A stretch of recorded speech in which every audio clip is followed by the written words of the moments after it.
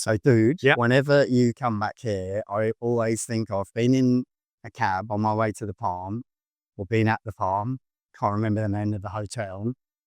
I'm calling you up going, mate, I've got this idea. Like all of the people that we don't place in the searches that we do, we just put them on the shelf. And it's such a waste when it comes to those people who are number one, good enough to make the shortlist. Number two, good enough to get to whatever stage in the selection process they got to. Then one person gets an offer. And before we created OTTRED, that was it. It was like total heat dissipation, no more value that came from it.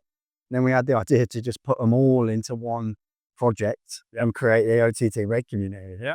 I tell exactly the same story actually, but my location wasn't as glamorous as yours.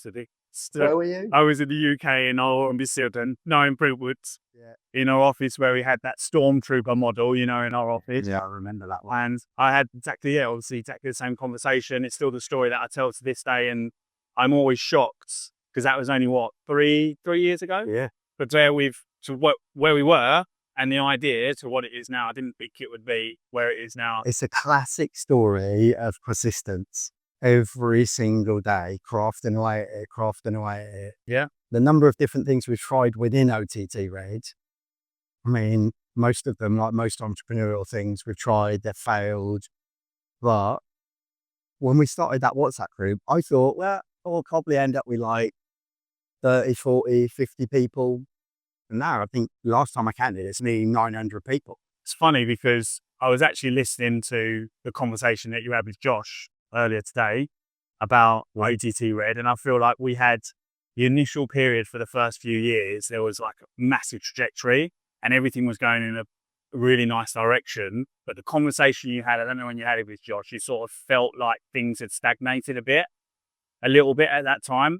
But actually, and something that we'll talk about in a little while, IVC, that was the first time you told me about something new and the next direction. So I think we've gone from that trajectory to maybe plateauing. Yeah. But now something really exciting's coming. It's amazing, yeah. But IBC was massive for us. Massive game changer. IBC this year, number one, I think across the industry, everyone that we spoke to demonstrated a higher degree of enthusiasm, talked about having a richer pipeline, talks about actually going after the market in the, at this point in the year. Last year, it was about cautious optimism, posturing. What are we going to do? How are we going to do it? If you remember, the first year was just straight after COVID as well. Yeah, everyone was just happy to be able to be other human beings. Things were a bit smaller. People were sort of getting back into the swing of things. The second year, like you said, I didn't think it was as big as before. The market last year wasn't the best. It was quite a struggle last year, right? It's been hard. For me, and I'm sure you will agree, this year was by far the best year out of all 3 of them years. By miles. Better conversations, more positive sentiment in the market, much better network. I think that was really the key thing. I remember the first year and second year, you probably had a bit of a go at me because I didn't have as many these books. I should have just went there for a holiday in Amsterdam. This is jolly up. This year, I planned ahead because I was like, you didn't get. I don't want that to happen again. So I think over the course of 3 days, I had 32 meetings booked. Yeah. I kept getting WhatsApps from you. Just had a brilliant meeting. It was good. And it made it so much more enjoyable. And actually, I was so much more energized. I actually felt for the first time at the end, I was more energized than when I started, to be fair, just because I was so busy and I was such a high. Yeah.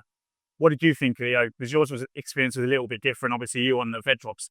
Yeah, I love that stuff that we do with Bedrock. It's number one, it's great to work with Bedrock because they're a great client of ours anyway. The team are amazing that work for Clement, and they get amazing guests on. And I feel like the momentum that the OTTRED podcast has got through the partnership and doing the lives in the studio on their stand is now a bit of a recognized thing. So I love doing that. But yeah, it sort of takes me off the floor because I do those things.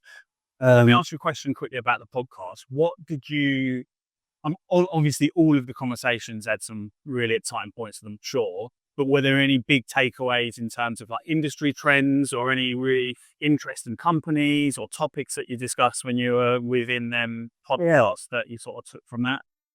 The one that I did with John Espiniergard, Valenti, Yeah. and Renato from Content Wise about personalization, that is really powerful.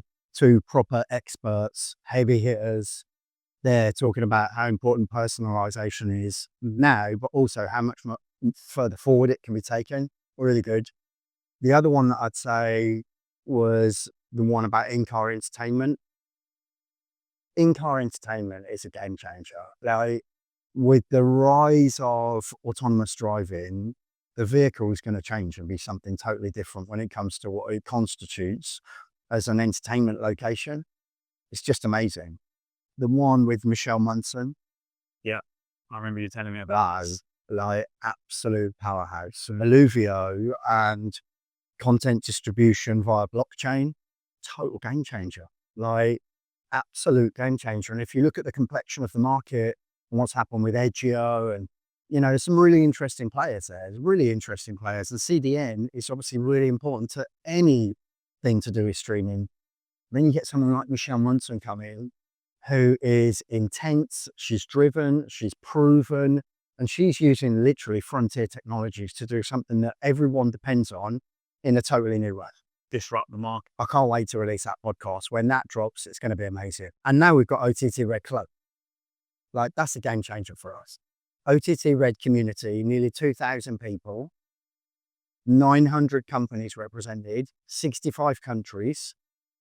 Brilliant. And just keeps getting better and better with the stuff that Josh does for individuals, candidates, professionals, basically. But then to have a sister offering to that, OTTRED Club, which is OTTRED for corporates, I'm super excited about what's going to happen now that that's on the website, launching that between now and Christmas, and the kind of value that we can create within a corporate community.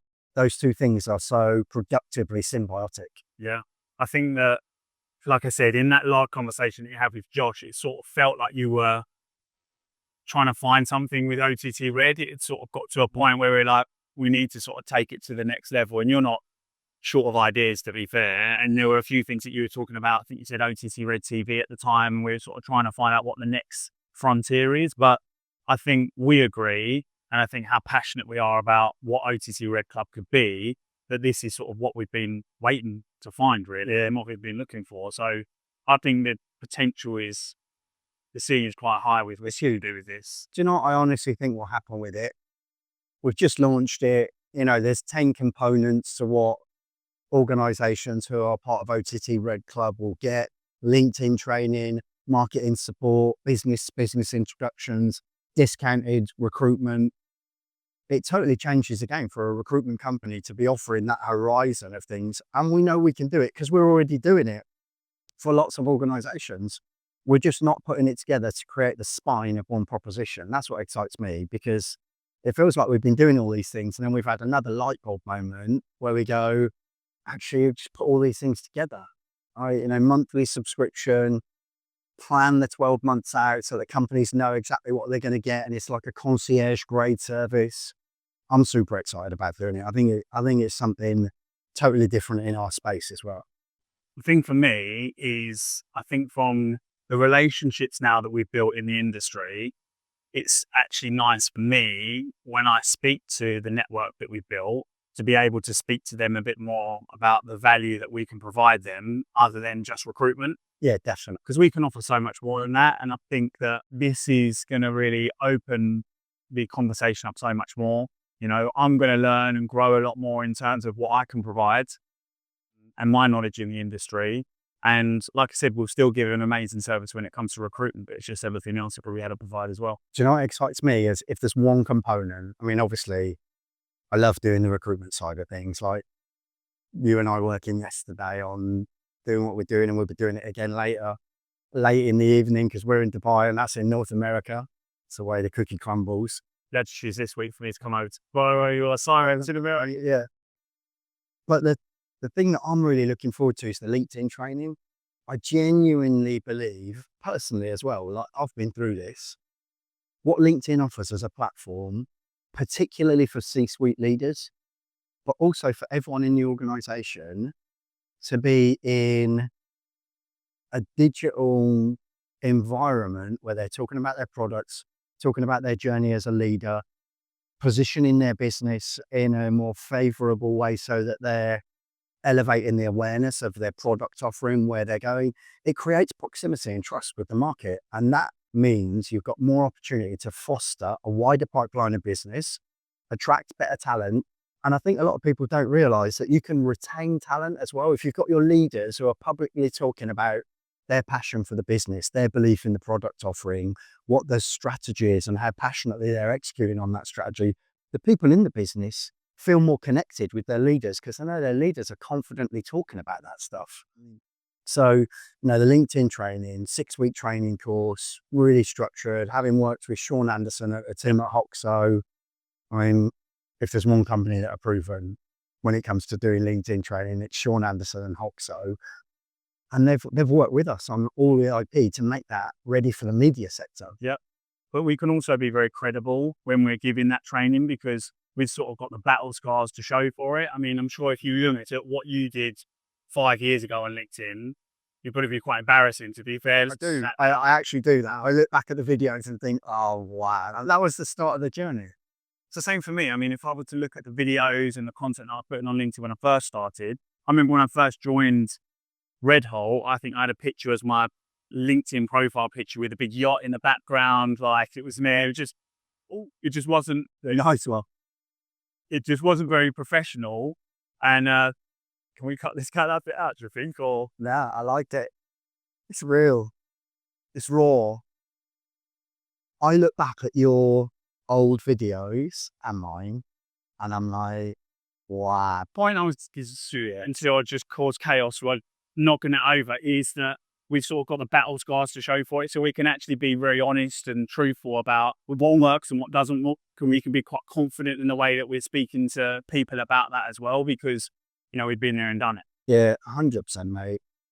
It's quite amazing when you think about that moment when I was in that taxi on the Palm and you're in Brentwood, and everything that we've done since. That's been years now, years of effort. And frankly, you and I both, every single day, chipping away at it, being in a WhatsApp group, being on LinkedIn. I can't even think of how many candidates we must have worked with by now. Must thousands. Yeah, absolutely. We've got nearly 2,000 people in the OTTRED community now. Yeah. And think of all the stuff that we've done in that time as well, the different events that we've hosted, all of the people that we've met, the meetings that we've booked, the assignments that we've worked on. Like, there's been so much on that journey as well. Yeah. And really, it's only the beginning. I mean, it's only been going for 3 years? I think where we'll be at in the next 5 years. And this afternoon, I'm presenting to the whole of Cinemedia about diversity in hiring. How are you feeling about that? Excited. We had a dry run earlier with Torfay. Obviously, Torfay's really senior in HR now. Went through the deck. Josh has made a great deck. We've got Dipali that heads up the European chapter for women in streaming media, who's coming on with me. It's quite good to have a winged person with you. It's great. But again, it's indicative of how credible we are beyond just the recruitment side of things. So I can't wait, to be honest with you, mate. Yeah. Yeah, it'd be good. Yeah, absolutely. I think it's an important topic as well to discuss, right? Oh, well, we've seen it that we always try and get balanced shortlists and all that sort of stuff. And it's quite interesting, isn't it? When we're trying so hard to get balanced and diverse shortlists, you realize why companies get themselves into the position that they do, but then also the massive blind spots that are generated when you don't have diversity in so many different ways at so many different levels of the business. Some of the stats that I'll be presenting to Cinemedia about what organizations achieve when they demonstrate a more conscious awareness of diversity. Yeah. It's double-digit profitability, double-digit growth. It's tangible, super tangible. I think it starts at entry level as well. Diversity, I think that's a topic that needs to be discussed even more. I'm sure that's part of your presentation about how you build up excitement about the industry and actually get people invested in it from a young age. Yeah, we can kind of do something stupid like that. Mate, it's just typical me. It's lame, screw your ways. Yeah, absolutely. Right, I better crack on. Yeah, all right, good to chat, mate. Look forward to it again. I won't spill a drink next time, mate. I'm trying my best. I probably will.